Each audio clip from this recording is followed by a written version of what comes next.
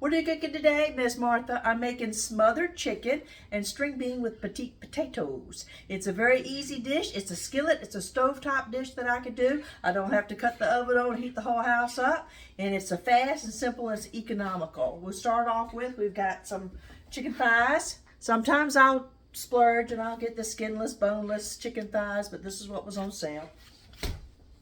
You're going to start off, you're going to check your chicken thighs, you're going to rinse them off under cool water and pat them dry and set those aside. I've got some fresh celery hearts here. We're not going to use all this one, we're going to use about half of this one stalk of the celery hearts. And we're not going to slice them so thin because my husband enjoys, he likes celery, so we're going to, you know, maybe cut them about 1/2 inch thick, the little slices of the celery. So we'll have to slice up our celery. Over here, I want to show you the side dish though.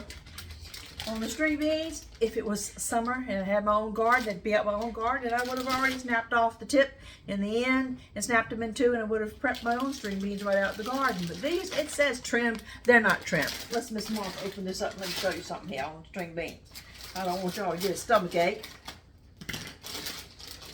On a string bean, let's pull a couple out, let's see. I noticed, you gotta check them. It says they're trimmed. Some of them are, some of them not. Let's do a handful out here. Here we go.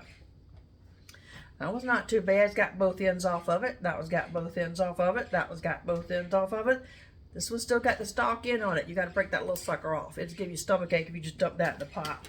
This one here also, they're all right. So you got to check them. This one here has kind of got a little bit left of that other tip down there. I'm going to go ahead and I'm going to break that off too, because break off the end that's away from the vine and the end that's touching the vine, both those tips off, and you'll snap them in two, and that's how you fix string beans in your pot.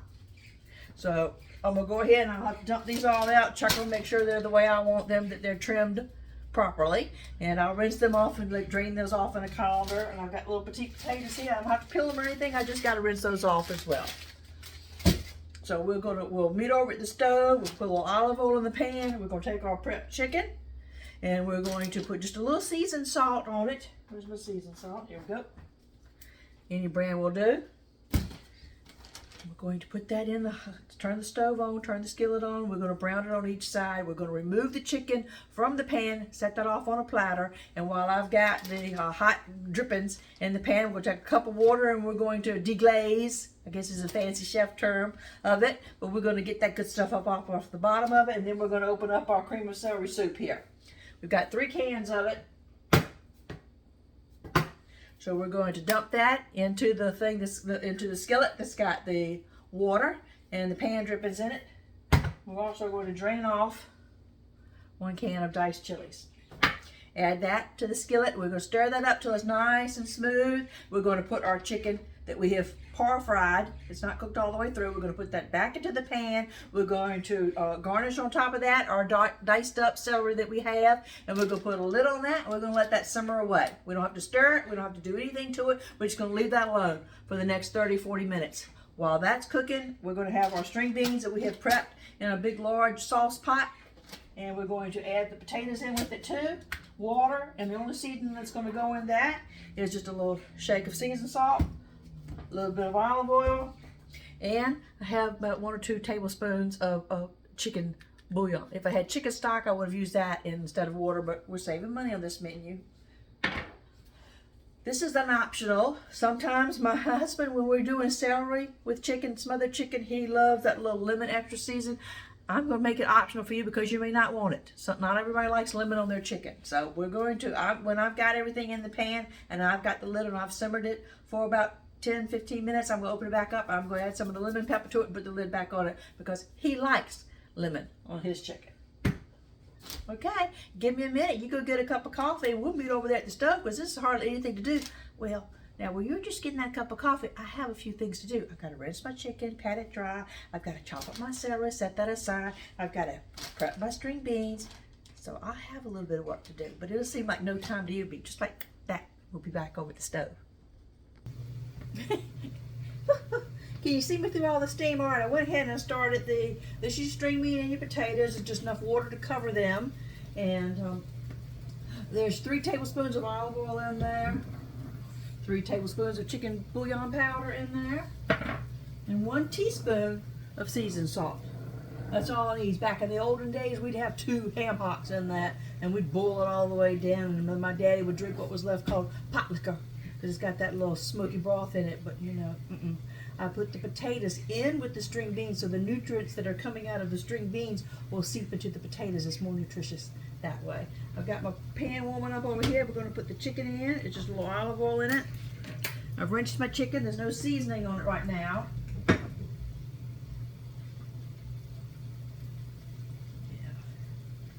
Got about a dozen chicken thighs here.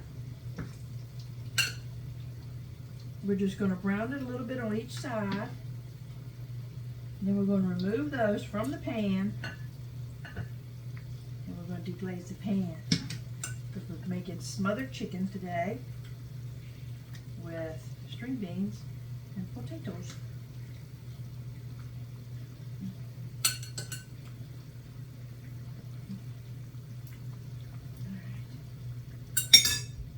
Give me a second to wash my hands. I know I use tongs, but I'm always paranoid around raw. Okay, we're just going to scatter a little bit of seasoned salt on the exposed side of our chicken thighs.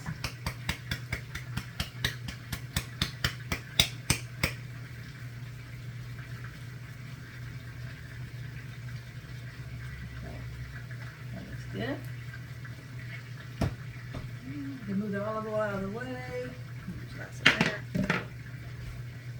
And this is going to take about 5-10 minutes here, so we'll save time on the video. We'll pause that. I'm going to be assembling my ingredients over there because I'm going to also be making today macadamia biscottis. My husband loves biscottis, likes them better than granola bars or cookies or cakes or whatever. They're his favorite little snack because they're vegan and low calorie.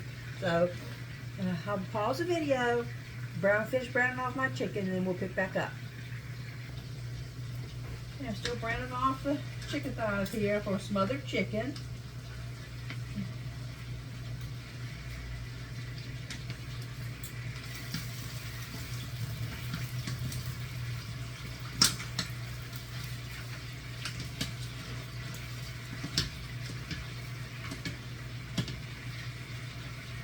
Make sure every little side's been kissed by the oil. Then I'll remove that out the way, and we'll pick back up deglazing the pan and making the gravy for the smothered chicken. The string beans and potatoes, just leave them alone. Let them cook at their own. Easy meal, easy peasy. Okay, I have to make sure I've removed the chicken. I have to make sure the claws are nowhere around, because this can splatter.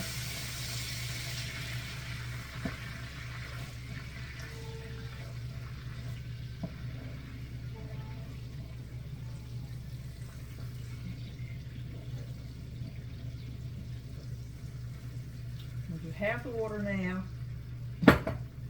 just to get the little lovely bits off the bottom of the pan. We'll go ahead and add in the contents of our cream of celery soup and our green chilies, and then we'll stir that till it is all blended well. We'll add the chicken back in there. If I need to add a little bit more water, we'll see in a minute once we get the contents of the soup into the skillet. Give me a second. Which is good. So I've got my cream of celery soup and my diced green chilies that have been drained. The soup's not drained, the chilies were drained. The soup's already concentrated, that's why I had to add water. I've only used 1 cup of water, that's all I'm gonna need, so I can pour this. I'll hold this back because I'm gonna oops. I was gonna say add to the string beans. Let me go wash that spoon and get a different spoon. Hold on. I was saying you could just as easily have used cream of mushroom soup, and instead of adding fresh celery over here, you could add fresh mushrooms to it. That gives you another variety. You gotta keep stirring until all those pan drippings get concentrated and amalgamated in with the soup. So we'll have it ready to put the chicken back in, so we have us some smothered chicken. It's not ready, it's only pre-fried. It's going to have to cook for at least 45 minutes on simmer with the lid on. We'll pick back up. I'm trying to drop a spoon this time. I don't know how I did. I think I saw a mosquito or something run by. I was distracted. All right, we're going to put the chicken back in. We're going to top it with the celery. The chicken's back in the pan. Let's put our diced up celery on top.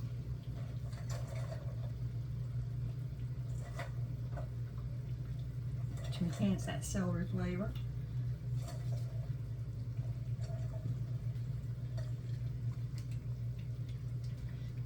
Get away. Look out away. Look out away.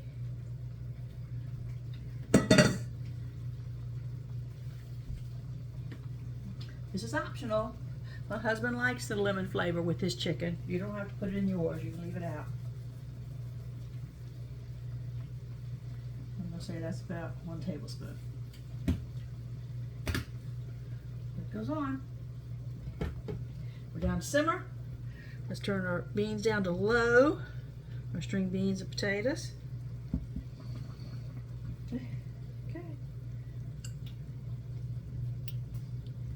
Simple dish, stovetop dish,